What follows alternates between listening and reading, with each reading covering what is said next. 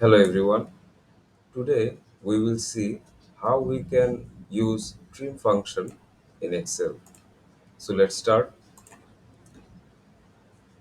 This is the data where we will uh, use this trim function.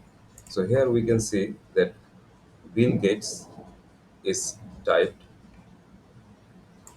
Before Bill there are some spaces. Okay.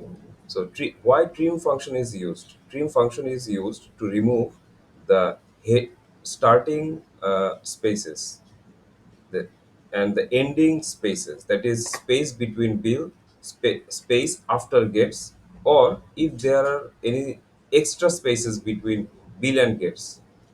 Naturally, between bill and gates, there will be one space only. But if there are two or three spaces, then if we use trim function, it will also remove that and keep just one space. So let's do it. We have to select this cell, then we have to start with an equal sign, trim.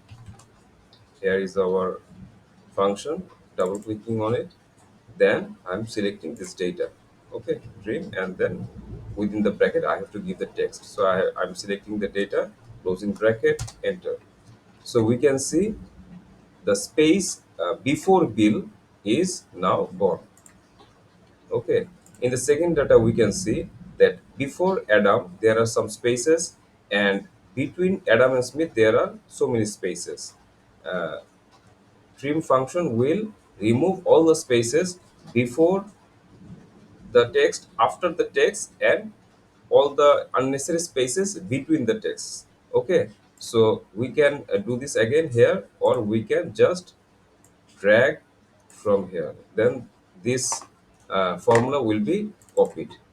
Okay, we can see trim and G26. Here we can see uh, our data has it has been trimmed now.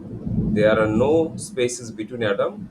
There are no extra spaces between Adam and Smith. So this is how trim function works. We will use trim function to remove all the heading and trailing spaces and all the unnecessary spaces between words.